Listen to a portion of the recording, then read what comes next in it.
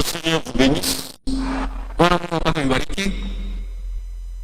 Nous vous saluons tous avec joie dans le nom du Seigneur.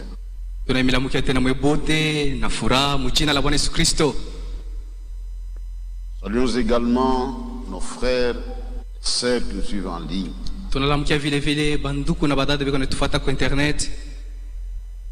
Inclinons nos têtes pour la prière.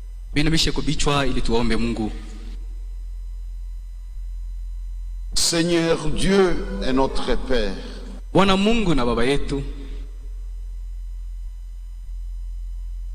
Avec le cœur plein de reconnaissance, nous venons tous de chanter pour la gloire de ton nom. Nous sommes tes sujets et nous portons cette responsabilité. Reçois notre louange comme un parfum de bonne odeur. Seigneur, merci pour toutes tes grâces. L'année touche vers sa fin.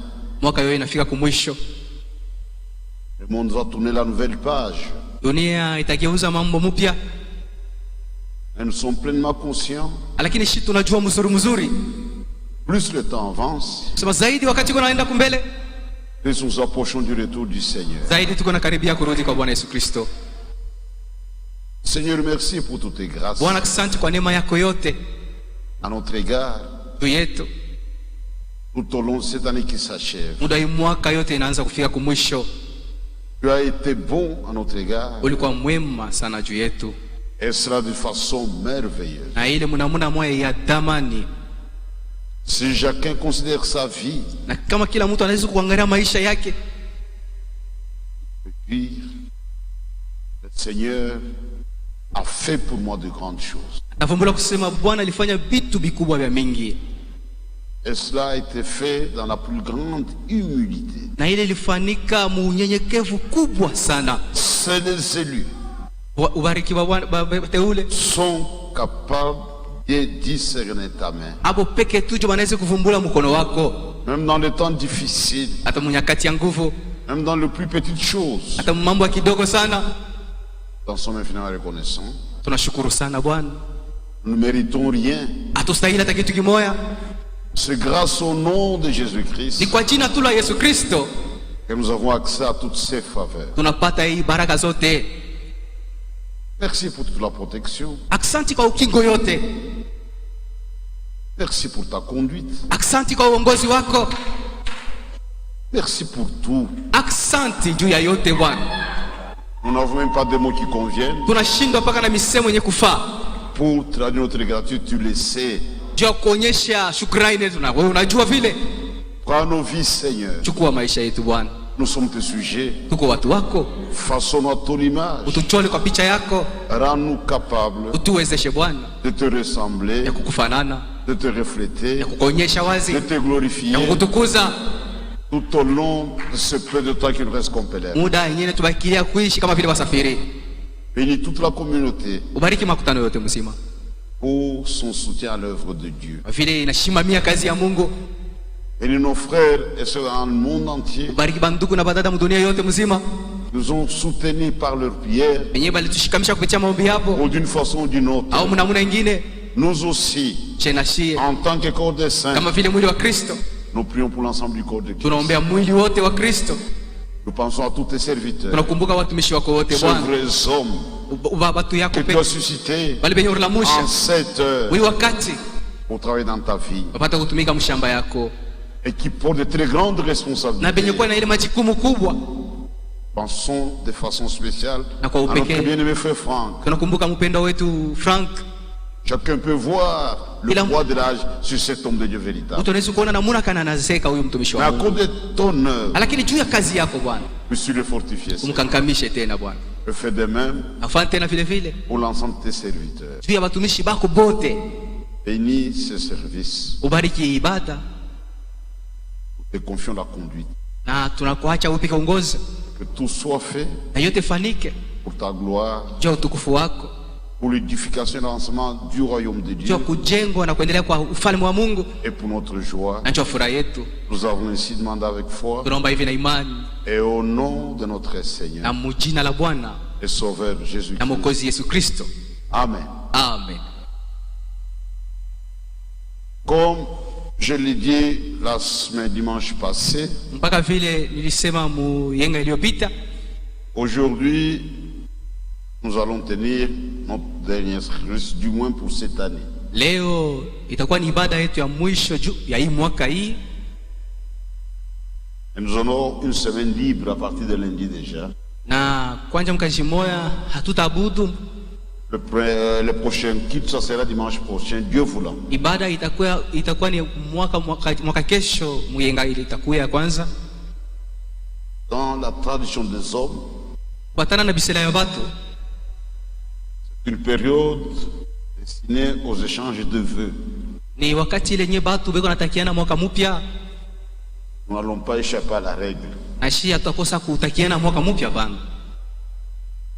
Ce sont la même occasion asa hii ni bahati pour présenter à toute l'église nos meilleurs vœux pour 2021. Je kutakia mwaka mpya kwa kanisa yote mzima. Que le Seigneur vous accorde la protection. Bwana Mungu apate kumkinga. Et qu'il accorde à chacun la bénédiction selon son désir, selon sa foi. Na apate kubariki kila mmoja apate kupokea kufuatana na kutaka kwa imani yake. Nous vous remercions sincèrement kwa kweli tunamshukuru pour votre soutien à l'œuvre de Dieu. Ile mlishimamia kazi ya Mungu. L'année a été difficile. Mwaka ilikuwa mwaka ya nguvu sana. Perturbé par la pandémie de Covid-19. Yenyewe ilihangaishwa sana kupitia corona. Les grandes économies ont été touchées. Na maéconomie munene ilianguka. Et nous vivons dans ce monde. Na tuko naishi pa hii dunia. Nous avons vu que Dieu est en dehors de toutes ces choses. Na tuko na wazazi wa Mungu yuko nje ya mambo yote. Parce que les choses sont de plus ou moins normalement. Juu bitu havikuwa tena kawaida. Nous avons même été surpris en tant qu'hommes. Na kama vile binadamu tulitongozwa. Quand on a annoncé des mesures en rapport avec la pandémie, wakati baleta ile makanuni yenyewe unaangalia mambo ya corona, on a vu beaucoup d'églises.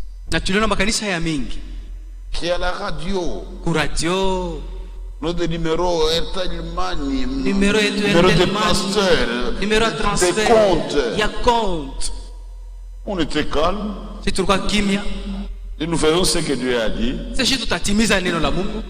Apportez vos dîmes aux offrandes à la maison de l'Éternel. Upeleke chakumbi na sadaka yenu kwa nyumba ya Mungu. Mais mes frères, comment Dieu? Sema namuna kani ndugu, mesema njoo vile. Il n'y a pas de pression. Hakuna kusukumana pana. Un vrai croyant, mwaminifu vya kweli, c'est devenu comme mode de vie. Kutoa sadaka na chakumi ni maisha yake. Il ne peut pas faire autrement. Hawezi kukatala kwa kutoa sadaka kwa kanisa au chakumi yake. Même s'il a oublié, il retournera pour mettre ça dans la caisse quelque part. Akisabu anatoka, atarudia na kwenda kuitoa. Et ça a bien tourné. Njoo mpaka vile ilifanyika. J'étais même étonné quand je parlais avec le trésorier. Na nilikuwa na shangaa wakati nilikuwa naongea na mchungaji. Pendant cette période de la morte. Mwile wakati nyati tulikuwa nakusanyika. Il y a même des gens qui donnaient l'argent pour construction. Mais on personne ne connaît na makuta ya majengo. Donc ils ont déjà incorporé dans leur système. Ni kusema ni mambo yenyewe barabasha kuweka mnamuna bwa kuishi. Que Dieu vous bénisse tous. Mungu amibariki mwe bote. Même ceux qui n'ont pas de grands moyens. Hata bale benye habana makuta ya mingi. Ils ont prié pour cette église. Baliombea kanisa. C'est le plus grand soutien, la prière. Na ile ndio kushimamia kanisa mzuri mu maombi. Et Dieu a répondu. Na Mungu alikuwa pamoja nasi. Merci pour cela. Asante juu ya ile. Nous apprécions l'apport de chaque frère, de chaque sœur, quelle que soit sa condition. Na tunafurahikia kabisa munamuna yote nye kila ndugu na kila dada alishomia kanisa. L'union fait la force. Bantu kama beko pamoja beko na nguvu. Même le travail de ceux qui torchonnent, nous l'apprécions. Tuko nafurahikia paka hata ikaja badada beko na kolopa umu. Et de bénir chacun. Mungu abariki kila mmoja. Qui comptera dans cette maison. Yeyote kuna tumika mu kanisa.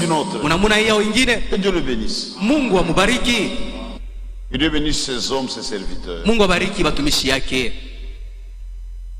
Priez pour eux. Mubaombe batumishi.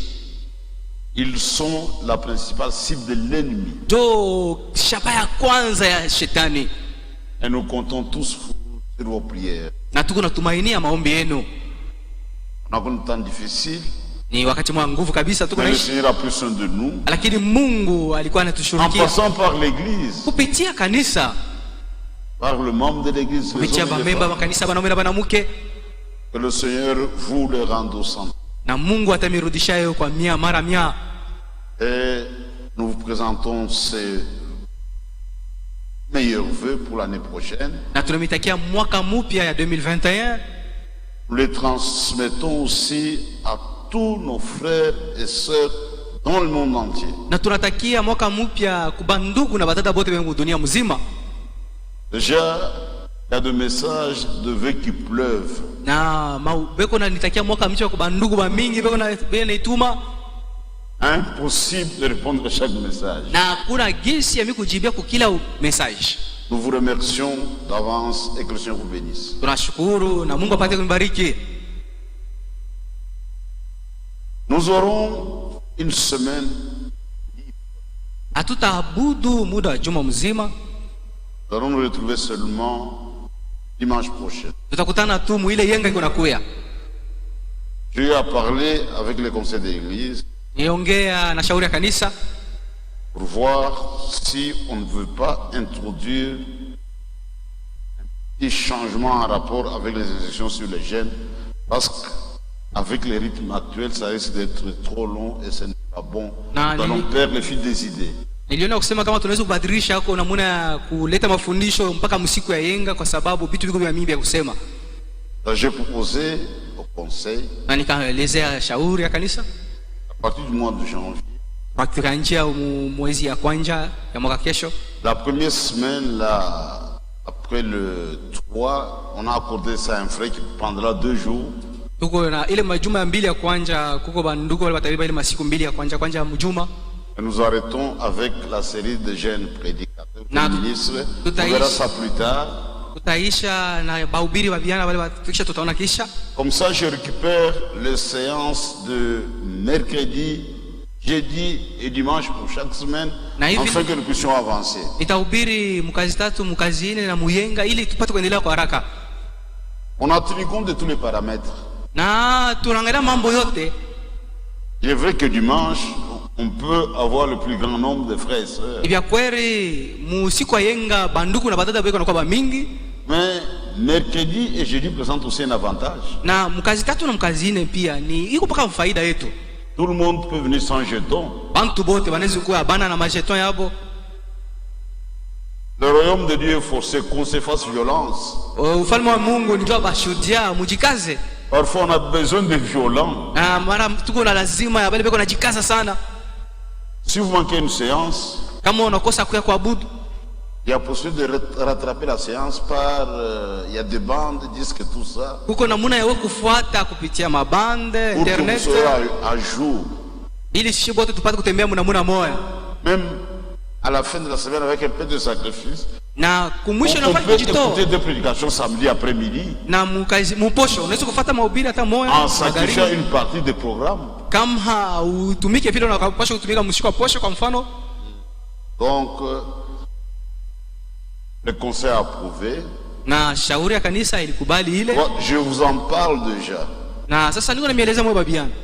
Pour la semaine du 3 au 10, il y aura un frère qui va prêcher mercredi et jeudi. Juma ya kwanza ya mwaka kesho, ndugu mmoja ndio mwenyewe atahubiri. Je ne prêcherai que dimanche. Na mimi nitahubiri mpaka mshiko yenga. Après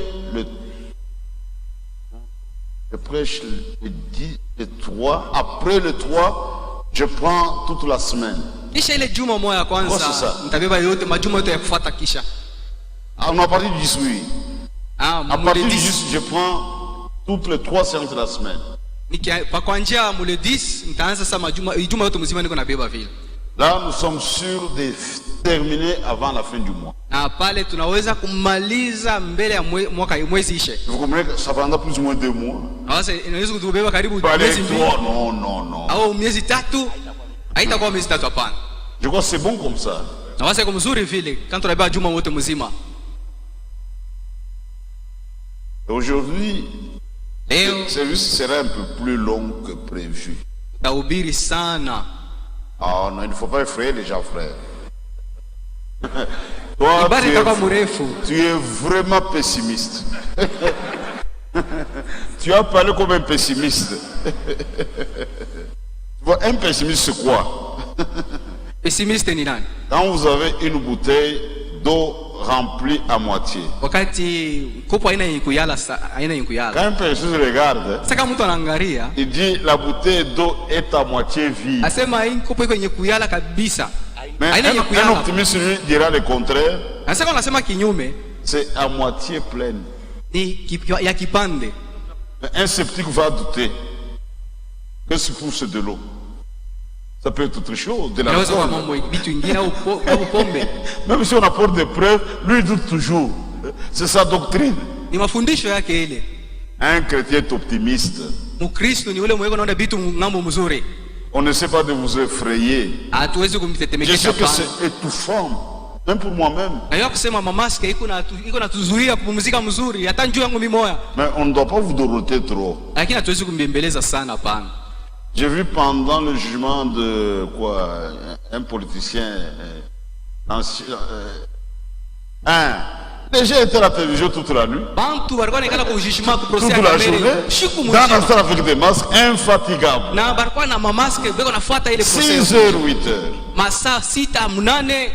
Mais je ne pourrais pas aller au-delà d'1h30. Je vais faire un effort. Si Dieu nous a fait attention, on aura fini. Mais pas au-delà d'1h30 quand même. Soyez indulgents. Ça ne se fait pas tous les jours. Puis ça vaut la peine de vous donner un concentré. Vous allez chez vous pendant une semaine. Comme ça, vous allez bien ruminer pendant la semaine. Vous allez récupérer la semaine quand même. Et il y aura la consécration de mariage. C'est notre frère Dieudonné Mwamba qui va faire ça. Alors, donc soyez un peu indulgents. Je crois que ça vous fera du bien. Écoutez les instructions pour le mariage. Même les anciens mariés. Vous avez trop de problèmes parce que en même temps, j'ai sorti à moi. Parce que vous ne venez pas écouter la parole de Dieu. Où est-ce que vous vous précipitez? Mieux vaut un jour dans ta maison que 1000 jours ailleurs. Le meilleur endroit pour nous, c'est ici. Être dans la présence du Seigneur. Dans la présence de la parole de Dieu. Quand on a chanté le dernier cantique, tunaomba sila. Radio aussi en français pour que... Nous avons besoin des armes. Ah, ça c'est bien.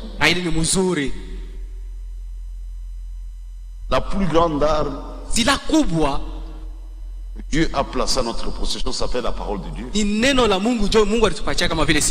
C'est impossible de vaincre Satan en dehors de la parole. L'exemple, c'est le Seigneur Jésus-Christ. Quand il fut attaqué par Satan, Satan est sérieux. Satan est sérieux dans ses affaires. Il est écrit. Pas ses pensées. Il est écrit. Dans votre Bible là, dans votre parole là, il est écrit. Ce n'est pas ainsi dit Satan. Mais Jésus a dit c'est l'esprit qui était derrière. Même si quelqu'un cite l'écriture, nous regardons attentivement. Où va-t-il en venir? Tu vas citer je ne peux pas trembler parce qu'il vient de citer une écriture. Une seule écriture ne suffit pas. Jésus n'a pas nié. Il s'attend, tu as mal cité l'écriture. Tu as menti. Il est écrit aussi. Il est aussi écrit. Oui. Nous sommes dans une guerre des écritures. Pas une guerre de pensée politique. Moi je suis de tel chef. C'est trop bas. Ça ne regarde pas. Il y a une clôture. Nous sommes de l'autre côté. Et ils ont leur clôture. Qu'est-ce que tu es allé chercher dans leur clôture? Tu as traversé la clôture. Et vous avez mis ça dans l'église. Donc si vous êtes attentif, je n'ai pas le tribalisme moi. C'est un faux problème pour moi. Je sais une chose. Et ça c'est une réalité. Quiconque est né de nouveau, il a la pensée de Dieu. C'est déjà fini. C'est déjà fini. Parce qu'il ne connaît plus du tribalisme. Il n'en sait plus rien. Il n'en sait plus rien. Nous avons un langage de la Bible. Même si tu parles lingala, ça ne me dit absolument rien. Nous avons notre langage, ce qui m'intéresse. Le langage de la Bible. Ce que tu dis là, c'est la Bible. C'est une guerre des Écritures. Il est aussi écrit. Il ne suffit pas seulement de cette écriture. Même la doctrine ne doit pas avoir pour fondement un seul verset. On doit voir la chose sur l'ensemble des Écritures. On ne peut pas fonder avec une écriture. Avec une citation de Frère Branham. Considérez l'ensemble de ce que l'homme de Dieu a dit. Là vous aurez une vie équilibrée.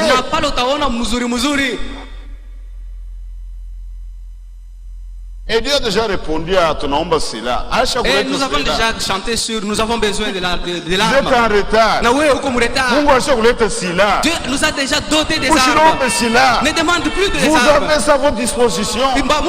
C'est à vous d'utiliser. Tu dois utiliser mes armes. Mais tu continues à demander l'arme. Nous avons notre maison d'armement. Quand le combat commence, qu'est-ce qu'il faut utiliser dans cette situation? Il y a des armes appropriées. Quand je sais que le diable ne va pas résister. Il sera totalement détruit. Et Dieu parle à son peuple par la voie de la prédication. C'est la voie par excellence que Dieu utilise pour armer son église. Et la prédication pour fondement la parole de Dieu. Ça doit être des fables habilement conçues. L'histoire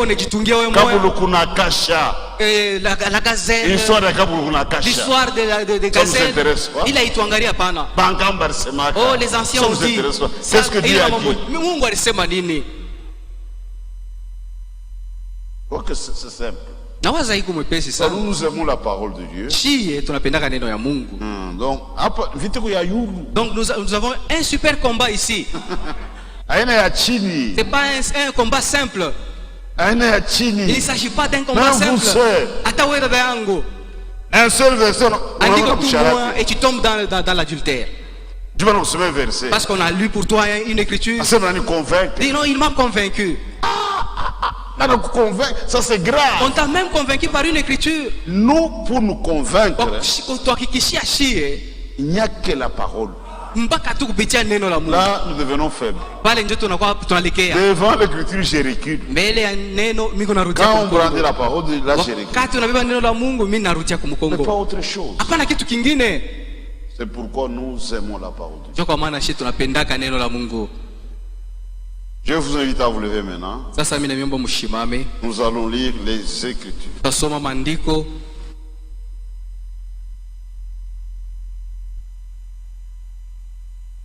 Il est 10h07.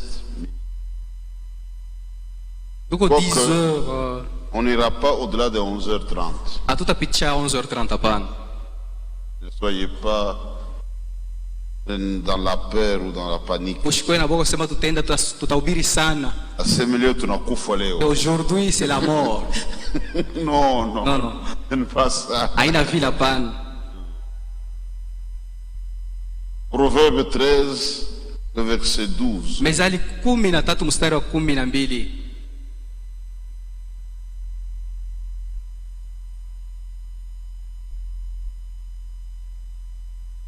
Je vais utiliser deux versions, d'abord second et parole de vie.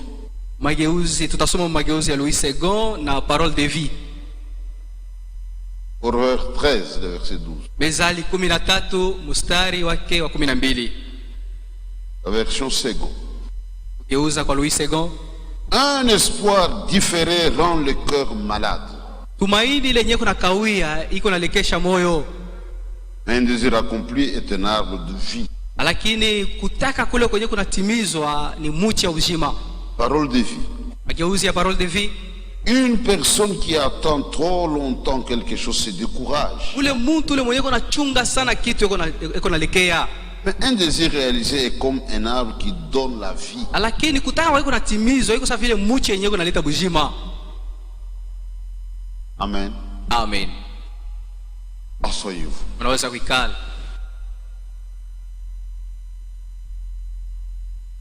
Ça c'est la vérité. Na hii ni kweli. Dieu qui nous a créés. Mungu mwenye alitumba. Il a mis ça par écrit pour nous. Aliandikisha juu yetu shie. Un espoir différé. Tumaini lenye la kawia rend le cœur malade. Iko nagonjosha moyo. Une personne mutu qui attend trop longtemps quelque chose se décourage. Mwenye kona chunga sana malako iko nalekea. Ça c'est pas un conseil philosophique ni Mungu. Hii haina shauri ya akili lakini ni mambo ya Mungu. Et tenez compte de ça. Na mnapasha kuikamata vile iko. Quand vous faites des promesses. Wakati uko nalaka. Quand vous prenez des engagements, tenez compte de ça. Wakati unaingia mpango mwa fulani unapasha kuangalia ile. Ne faites pas de déclaration à la hâte. Hapana ukamata mpango na kusema kwa haraka. Soyez sûr de tenir la promesse. Unapasha kushimamia ile malako yako. En tant que chrétien, kama vile Mkristo, ça fait partie de notre ligne de conduite. Na njoo na mune nyetu shetu na wazo unajiongoza. Donc c'est un mode de vie. Jo maisha yetu ile. C'est notre vie. Ni maisha yetu. Je ne fais pas de promesses utopiques. Mimi siwezi kulaka tu mtu tu abaki tu na mawazo bila kutimiza hapana. Même au bureau. Nous recevons des frères. Pasteur nous saidie. Aide-moi pasteur. En tant que frère, nous devons nous entraider. Mais quand j'ai fait beaucoup de promesses, je suis clair. À ce frère, j'ai déjà fait beaucoup de promesses. Je dois d'abord exécuter cela. Je vais te dépasser. Et je vais pas être menteur. Nous sommes des politiciens. Tu continues seulement à faire des promesses sans les exécuter. Pour la popularité, non. Je vois. Serais-je obligé de tenir cet engagement? Pas de déclaration à la hâte. Tu arrives en famille. Quand tu viens de Lubumbashi. Quand tu viens de Lubumbashi. Je vais machine à coudre. Il t'appelle, maintenant tu fermes le téléphone. Mais les frères m'ont promis. Lorsqu'il sera Lubumbashi, il m'enverra le vélo. Mais le vélo n'arrive toujours pas. Après un temps, Les Branamis sont des menteurs. Tabernacle. Les gens du tabernacle sont des menteurs. Maintenant, c'est pour ça que tout le monde. Pour le mensonge. Ils sont des grands menteurs. Même entre nous. Soyons sérieux. Soyons sérieux. Dimanche prochain, nous allons aborder le feu. Et dans Proverbes, je crois 20, le verset 25, je ne me trompe pas. L'Écriture déclare, c'est un piège pour l'homme de prendre à la légère un engagement sacré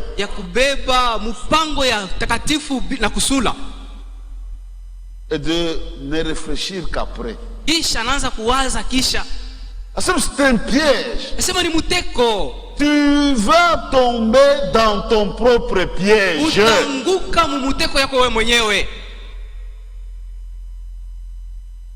Tu agis et tu réfléchis après. Un homme sage, il réfléchit d'abord.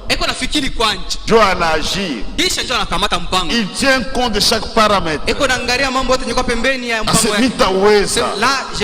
agit. Mais comme un politicien,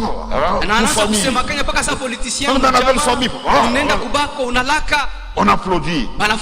Après un temps, ils sont déçus.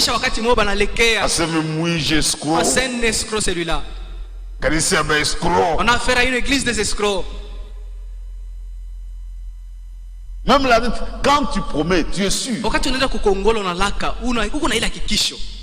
Ça peut échouer. Mais tu es honnête et sincère.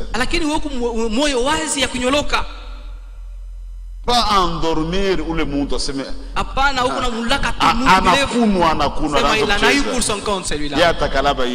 il va souffrir pour ça. Tu te frottes les mains. De la voir rouler. Mon frère, j'ai promis de payer à la fin du mois. J'ai échoué. C'est vrai. Dieu connaît mon cœur. Si Dieu me donne quelque chose, je passerai. Il a tout qu'un dernier repas. Ça vient du cœur.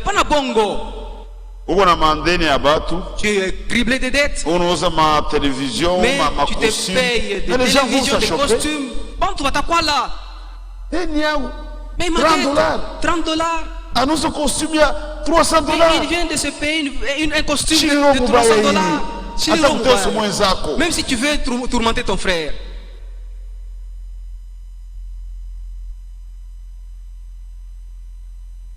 Les engagements. Mipango. Tu ne peux pas réfléchir après t'être déjà engagé. Oh, je vais t'épouser. L'état marié. Commence à réfléchir. Où est-ce que je vais trouver la dot? On ne peut pas manger la dot. C'est une honte. C'est humiliant pour la jeune fille. Tu fais ça en amont. Tu vois les frères. Aidez-moi, frère. Quand tu rassembles ça, tu n'as pas ça. Maintenant, tu es à cause de la dot. Tu as du poids. Puis la fiancée apprend qu'il est en train de manger la dot. Ça c'est du désordre. Tu es désordonné. Tu es désordonné. Tu vois une mêlée à ça, c'est pas une honte. On peut manquer l'argent. Si Dieu peut toucher le cœur d'un seul frère. J'ai vu ça. Un frère à Chikuyu et tout. Dieu, un frère qui ne te connaît pas. Je paye tout pour toi. Ou bien dans la discrétion. Dis pasteur, je vais de tel frère, mais je se cache complètement. Je fais tout pour ces frères. Je vais payer la dot pour ces frères-là. Ne cite pas mon nom à ces frères-là. Frère, il y a un frère qui a fait ça pour toi. Voilà, il y a un frère, mais il ne voudrait pas que tu le connaisses. Dieu reste Dieu. C'est notre mode de vie. Tenir les engagements, tenir les promesses. À tous les niveaux. Si j'échoue, je suis honnête. Même Dieu voit qu'il a échoué. Il n'a pas menti. Ce n'est pas un farceur. C'est ça notre mode de vie. Frère, nous avons eu des conduites. J'attrape quelques-uns d'entre nous. Oh, c'est une laca. Tu as promis. Quand je promets, je sais comment j'agis. Je sais comment j'agis. Parfois, je note quelque part. J'ai un endroit où même les dates. Je peux oublier, mais je note. J'aime les souvenirs vagues. Il pourrait être, quand raconte, c'était comment? Comment je me retrouve plus. Et ça, ce n'est pas ma ligne de conduite. Ça ne fait pas partie de ma ligne de conduite. Ça ne fait pas partie, mais pour ne pas l'humilier. Tu as menti. Je veux savoir, frère. Je verrai ça plus tard. Mais dans mon cœur, j'ai des doutes. Je ne veux pas seulement l'humilier. Mais tu as menti. Mais je note, quelque je note. Dans la discrétion, je peux aller vérifier. Et quand c'est fait, je me mets à cocher. Je connais comment je me conduis. Même les paroles, ça, je ne me retrouve pas dans mon je peux vérifier les paroles de moi, je n'ai pas ce langage. Ça, ce n'est pas mon langage. Je ne dois pas humilier quelqu'un. Peut-être que je me suis trompé, mon gars. On s'est vendu ça. Ça, je laisse. C'est une contestation. Je laisse entre les mains du Seigneur. Je ne vais pas humilier la soeur ou les frères. Donc, si vous avez une des conduites, c'est facile. Mode de vie. Il y a quelqu'un, bon, Joe mode de vie. Sa façon de vivre. C'est ça, sa ligne de conduite. Il ne peut pas faire autrement. Même une femme qui s'aimait toujours mentir. Ça nourrit son âme. Quand elle respire comme on landa. Et lorsqu'elle ment son mari, elle est à l'aise. C'est un exploit. Un jour, tu auras à faire. Tu ne peux pas tromper tout le monde tout le temps. Un jour, tu n'auras plus à mentir. Donc, c'est ça notre écriture de base.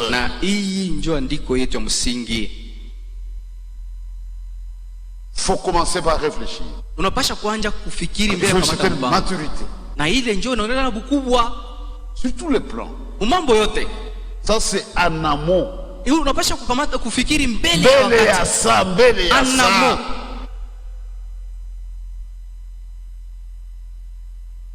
C'est pourquoi nous les chrétiens, nous avons une vie. Même quand nous marchons, il y a des choses qui obsèdent notre pensée. Nous sommes différents des autres. Ça c'est moi-même. C'est ma vie.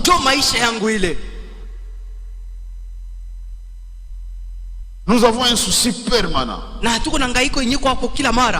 Comment plaire au Seigneur? Voilà notre affaire. Ça nous obsède. Que dois-je faire pour être agréable devant Dieu? À cause de tout ce qu'il a fait pour nous. Je ne mérite même pas ces choses. Mais qu'est-ce que je dois faire? Parce que je dois voir ce que Dieu veut dans les Écritures. Ce que Dieu veut, il a déjà exprimé dans les Écritures. Et je fais des efforts pour réaliser ces choses. Bien sûr, par la grâce du Seigneur. Quand Dieu voit ça, il viendra à mon secours. Selon qu'il est écrit, heureux ceux qui ont faim et soif de la justice, car ils seront rassasiés. Avoir seulement faim et soif d'une chose, c'est déjà une bénédiction. Essayez Parfois vous échouez. Ce n'est pas un problème. Dieu voit les désirs de votre cœur. Si je ne me trompe pas, et si mes souvenirs sont bons, dans la prédication, je serai avec toi comme j'étais avec Moïse. L'homme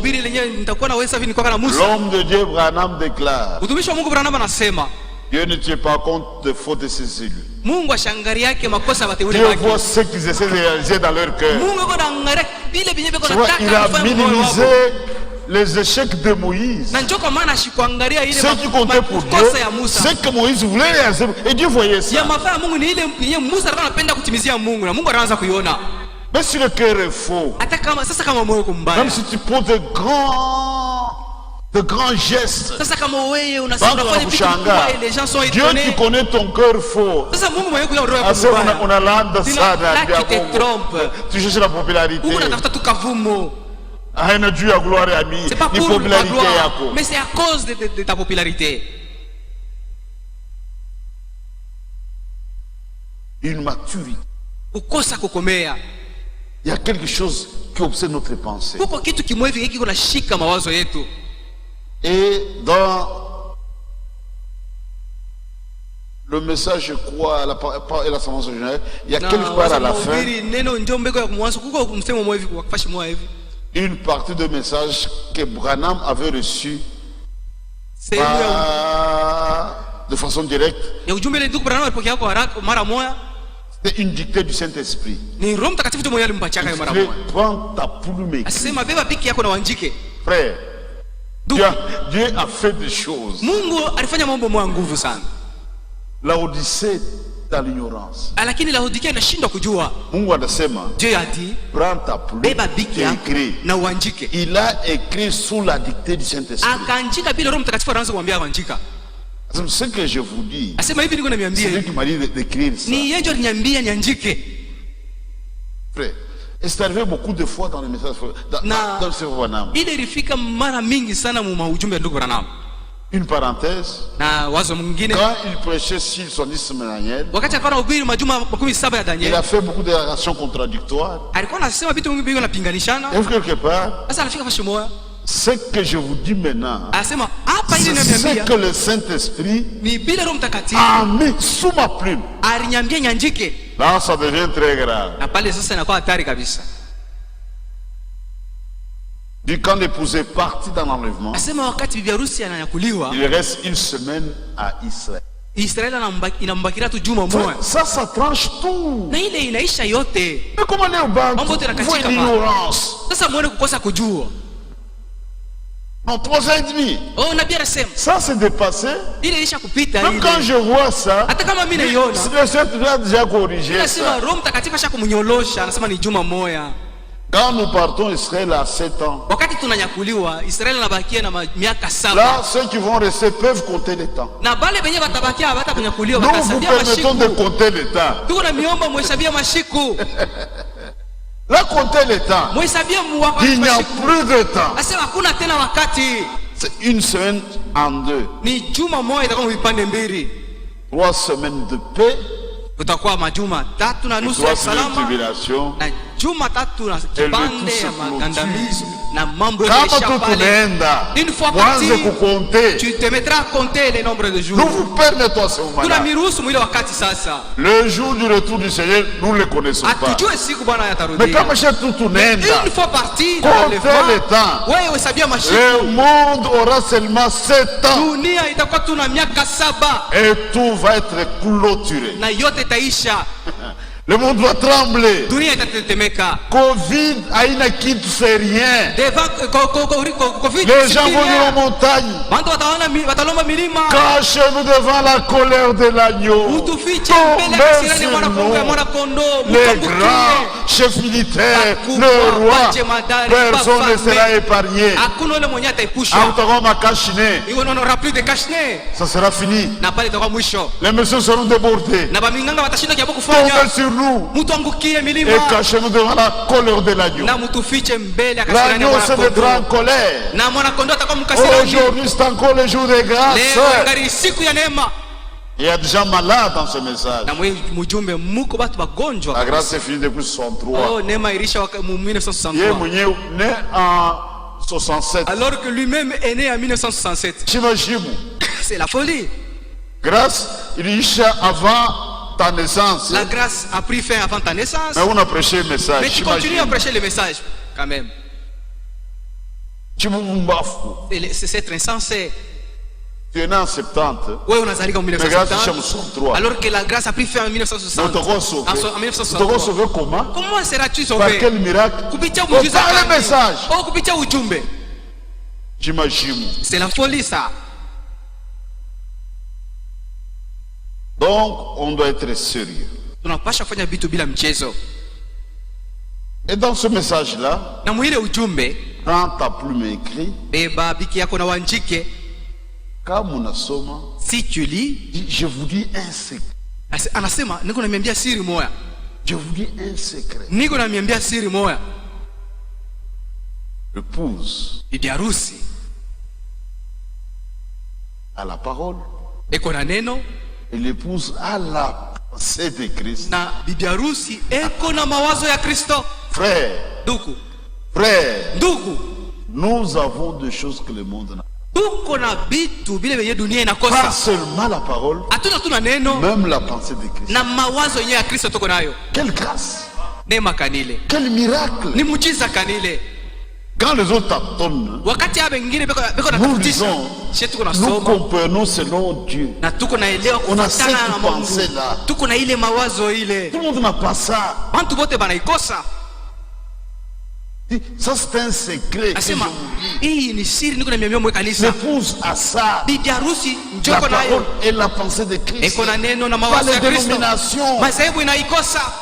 N'allez pas dans les dénominations. Nous avons des choses que non, elles n'ont pas ça. Je suis prédicateur, d'accord. Je suis prédicateur, ni muzuri. Je suis prédicateur. Oh, ni komubiri. J'ai écouté un prédicateur profane. Quand on était ensemble, un groupe mélangé. Il lit mariage et divorce. L'homme peut, chaque fois qu'il le désire. Il fait une déclaration. Il dit, je peux me réveiller le matin. J'appelle ma femme.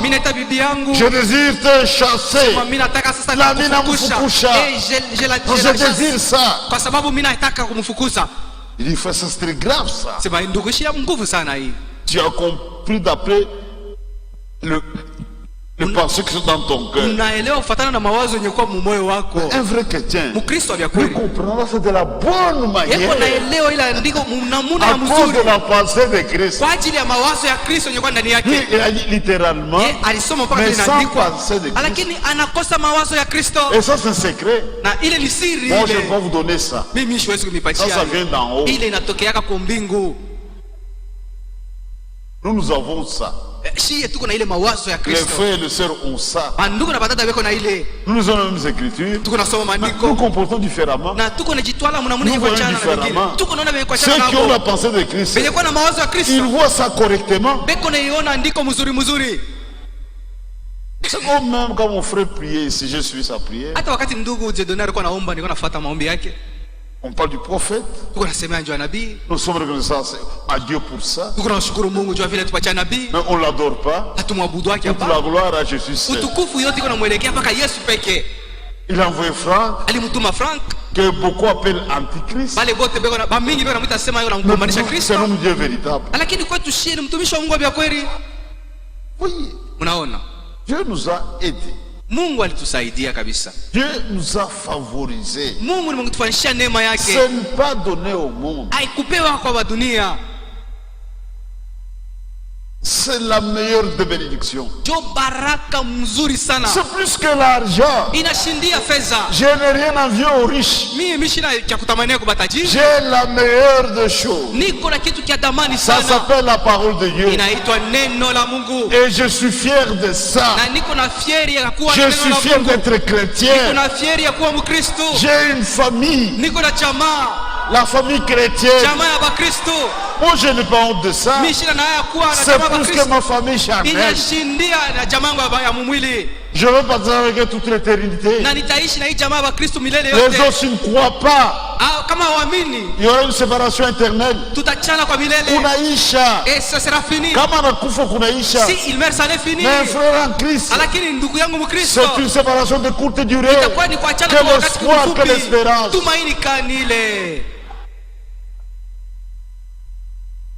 Nous avons des choses que le monde n'a pas. Regardez les gens du monde.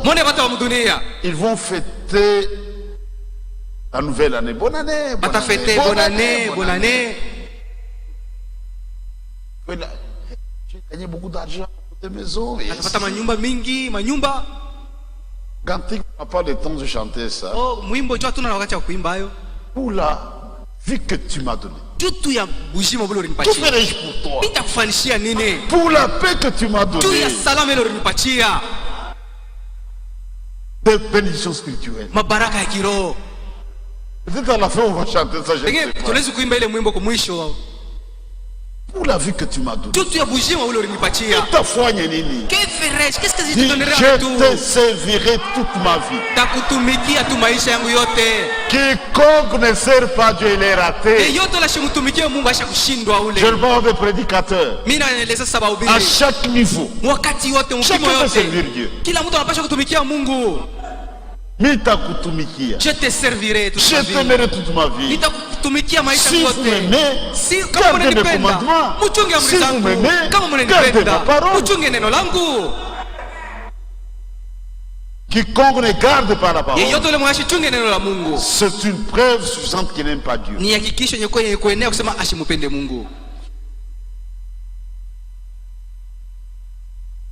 Donc, nous, c'est la pensée de Christ. Donc, pas la pensée des femmes. C'est même une obsession. Un obsédé sexuel. C'est ce qui nourrit votre esprit. Et Satan s'est arrangé par le moyen de la science. On a mis ça à votre disposition sur tous les jeunes gens. Les histoires des femmes. C'est vrai que c'est un besoin physiologique. On ne peut pas nier. Même un homme rempli du Saint-Esprit, il doit manger. Sinon il va mourir. Non frère. Moi je préfère un mois sans manger. Parce que j'ai le Saint-Esprit là, tu te trompes. Tu mourras. C'est un besoin physiologique. Mais nous savons contrôler ça. Nous ne sommes pas esclaves de la chair. Esclaves de la chair. Mais avec une femme, le rapport du matin au soir. Non. La femme devient comme une machine. Elle doit se reposer quand même.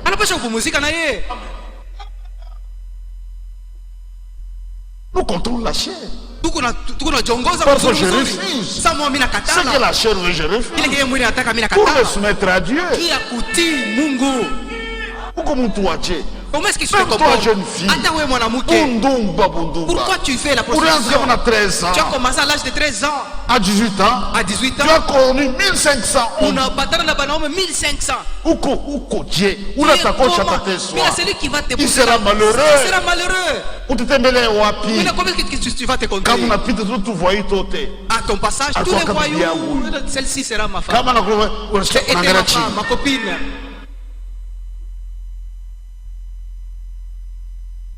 Même toi frère, tu te vantes d'avoir couché toutes tes belles sœurs. Comment est-ce que tu te comportes? Il y a des gens comme ça. Il a consommé toutes les femmes. Toutes les belles sœurs. Finalement tu vas coucher avec ta belle-mère. Et qu'est-ce qu'on voit? À la fin, même ses propres sœurs, il les couche. Même père, même mère. Il couche avec ses sœurs biologiques. Tu vas coucher même avec ta fille. C'est ça mon tout. Voilà l'homme ne fait pas la différence. Il confond tout. C'est comme les chiots. Quand il a grandi, Il va vers sa mère. Parce qu'il est un animal. Tu as fait la part des choses. Ta femme à l'hôpital. Une technique. Entre la vie et la mort. Et tu couches avec ta belle-sœur Kunyumba. Frère en Christ. Et tu t'appelles frère en Christ. Nous attendons le retour du Seigneur. Et quand on te reprend, non, je ne suis pas allé dans cette église. Pourquoi tu veux qu'il vit à vie? Tu veux que nous te laissions mener cette vie-là? Tu dis à ta femme, tu as couché avec ta petite soeur ou sa grande soeur. Toi tu as fait un problème. Ah, quoi? Nous exagérons. Tu me fais un message correctement. Lisez correctement le message. Quand tu veux te repentir, c'est comme un jeu. From dit, quand tu fais ça, c'est dans la sincérité la plus profonde. Tu dis, je sais, à cause de cet acte, tu peux me quitter. Et si tu me quittes, c'est ton droit. Je disais au diacre, faites attention. Non, tu dois rentrer ma soeur. Sinon tu seras divorcé. Mets-toi à la place de la soeur. Soyez réservé dans certaines choses. Je voulais voir dans le ciel. On a couché avec sa petite soeur. Elle est fâchée. Allez lentement. Je suis qui divorce. Je suis c'est pas facile. Un jour, je parlais avec un frère dans mon bureau. La femme ne peut pas commettre adultère. Maintenant, peut-être un exemple. Je lui ai donné un exemple. Nous les hommes sont méchants. Parfois, nous méchants, nous les hommes. Quand toi tu as des adultères, tu te répands, c'est léger. Mais ce frère, si un jour ta femme fait la même chose, et elle vient se confesser, elle part tout de suite. Parce que attends mal à moi. Nous sommes même pas loin. Elle doit partir tout de suite. Mais quand c'est toi, si c'est toi qui commets adultère, nous pouvons l'exhorter à rester. Mais si c'est toi, la femme part tout de suite. Il a gardé ça. Comment nous sommes méchants nous les hommes? Mets-toi à la place de la femme. Comment ça fait mal. Et tu prends ça à la légère. Tu n'es pas sérieux. Donc, dans notre tête, mambo ya Mungu, c'est comme Marie, étant porteuse d'une promesse, et le repassé sera dans ton cœur. Quand je me promène, je pense au retour du Seigneur. Ça va être comment? Serai-je prêt? Suis-je déjà prêt? Je verrai tel. Je verrai tel. Je verrai tel. Nous avons nos références de ceux qui nous ont précédés et des sœurs. Tout à l'heure, je verrai Abraham. Quand je verrai Paul, quand je verrai tel, Jérémie, je verrai Abraham, le père de croyants, je verrai Sarah. Voilà notre affaire qui nous obsède. Ça nous obsède. Les saints d'autrefois, comment ils ont vécu? Je ressemble à qui dans la Bible? À qui est-ce que je ressemble dans la Bible? Mais toi tu t'inventes parce que tu ressembles à ton père. Dis, mon père était terrible. Il avait 40 femmes. Tout le monde avait peur d'elle. Mais moi je ne vais pas rester avec une seule femme. Mon grand-père avait 40 femmes. De ressemblance, il y a. Maintenant, à qui est-ce que tu ressembles? Dans la Bible, ma soeur. Votre modèle, c'est Sarah. Est-ce que tu ressembles à Sarah? Considère-toi d'abord. Sarah, à cause de la promesse, elle s'est éloignée de Sodome. Elle était loin de Sodome. Elle était dans la brousse. habiller sa villageoise. Parce qu'elle avait la promesse. Parce qu'elle était porteuse d'une promesse. Même Madame Lot. Avec la civilisation. Comme Sodome. Dans mini-jupe. Portant des mini-jupes. Malgré le message. De sortir. Son cœur il est Sodome.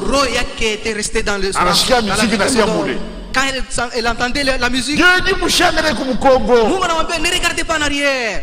Mais elle a regardé quand même. Les deux filles étaient devant. La femme derrière les filles. Et l'autre formait la boucle.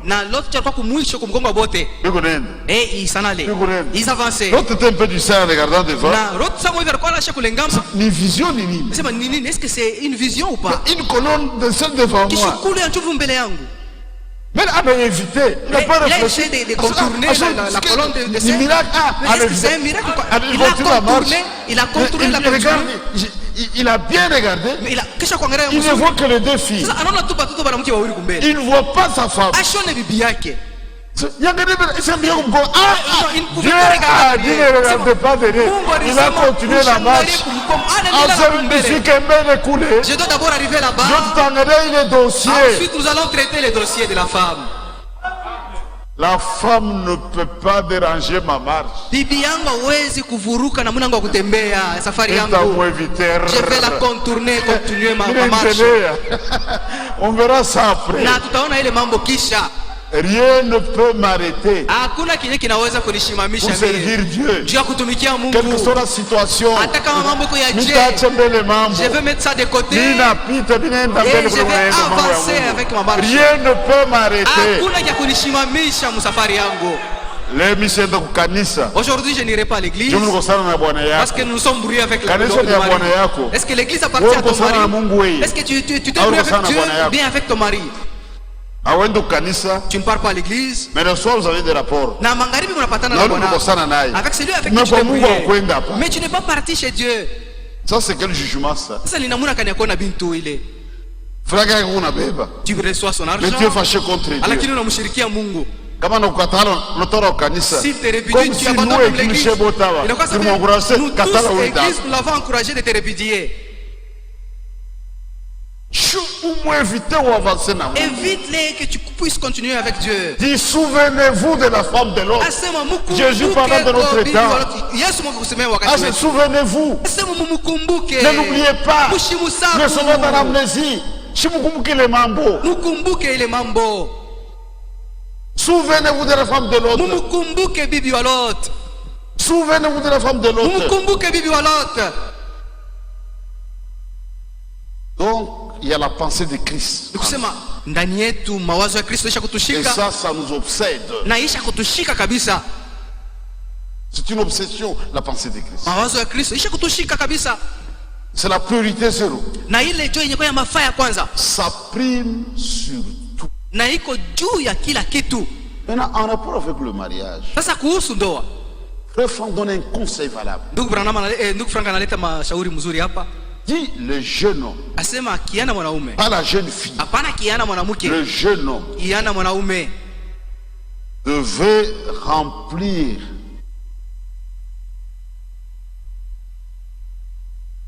toute sa jeunesse, toute cette vie, avec des pensées autres que celles du mariage.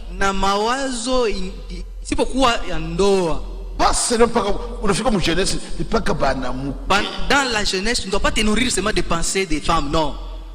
Et Paul dit à Timothée, fuis le passion de la jeunesse.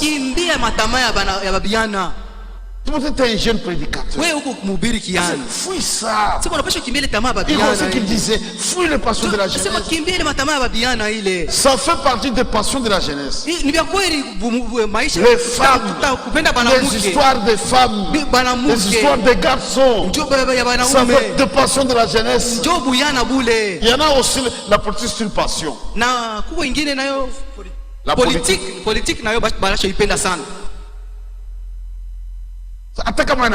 Même s'il croit, Ça nourrit son âme. Politiki kupaka mu mawazo yake. C'est une passion. Acha kuspenda sana Il y politique. a des frères comme ça, des sœurs. Appelle de kubiacha. Il ne veut pas abandonner la politique. C'est ce qui va t'amener à la mort. Et tu mourras dans la politique. Fuis les passions de la jeunesse. Kimbia. Et je vous dirai la version du livre Vile Banandika. Anzambio, Anzambio, tu dois t'éloigner. Nilufu. Même les jeunes sœurs. Des histoires de garçons. Des gens qui sont déjà corrompus. Raconte comment est-ce qu'on l'a défloré. Comment ça s'est passé. Avec des détails. Quand tu es vierge, tu écoutes ça. Sont dessus, Kimbia. Même les jeunes gens, comment il a déjà la fin du quartier, comment il a procédé, comment il a fait, et quand tu écoutes ça, tu feras des bêtises. Fuis le passion de la jeunesse. Kimbia Zambio, Azambio, apana kushia Zambio, toka pale, ce milieu pourri. Cet endroit-là, fuis. Tu dois fuir. C'est un ordre. Ni agizo, ni amri. Ne prie pas. Ne gêne pas. Mais tu dois plutôt fuir. Tu as les gens pour fuir. Les chrétiens ne sont pas liés. Fuis les passions de la jeunesse. Il y a une grâce sur la compagnie. Soit des gens qui cherchent d'un cœur pur. Pas seulement les groupes de prière, mais qu'un cœur pur.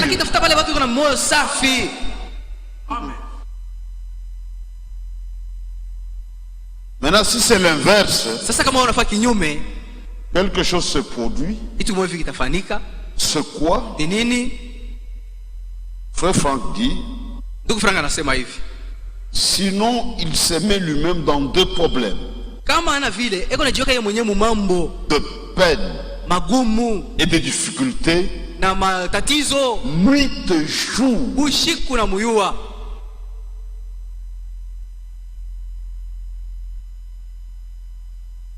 Et vraiment il s'épuise. Et il se tourmente sans savoir comment maîtriser cela.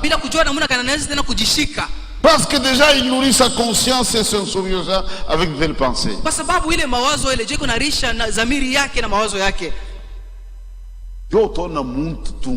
Et vous allez trouver un homme normal obsédé. Il est obsédé. Il est chez sa grande sœur. Chez sa dada yake. Il fait un effort pour voir comment sa grande sœur couche avec son mari. Et il va trouver un petit trou par lequel il va commencer à voir comment sa grande sœur couche avec son frère. Si c'est une fille, une chambre, une chambre en studio. Elle fait semblant de dormir, mais elle reste très attentive pour suivre comment sa grande sœur couche avec le frère. Et vous-même, soyez quand même insensé. C'est une vie animale, ça. Quand il n'y a pas de place, il n'y a pas de place. J'ai reçu ma belle-sœur parce que je peux la juger convenablement. Même vous les parents, quand vous mariez, et puis vous lui donnez même sa petite soeur pour l'accompagner. Elle a 20 ans. Dans une seule pièce. Laissez-le consommer la nuit de miel seul. C'est gênant. Et vous savez, il y a une soeur qui est comme pas sa grande soeur. Grande soeur.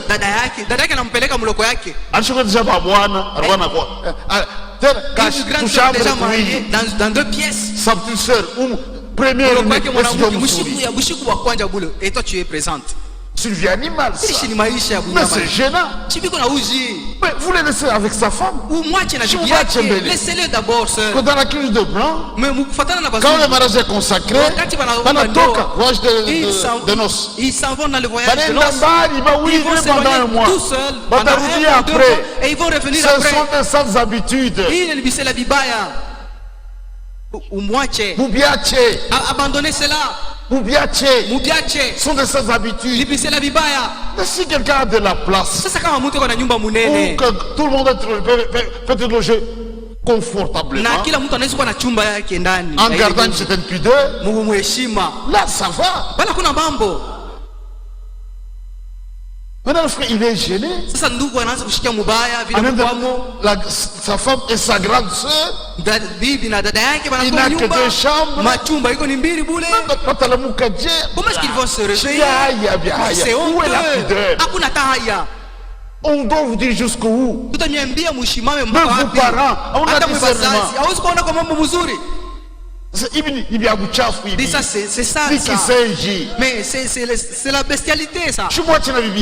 Laissez-le avec sa femme.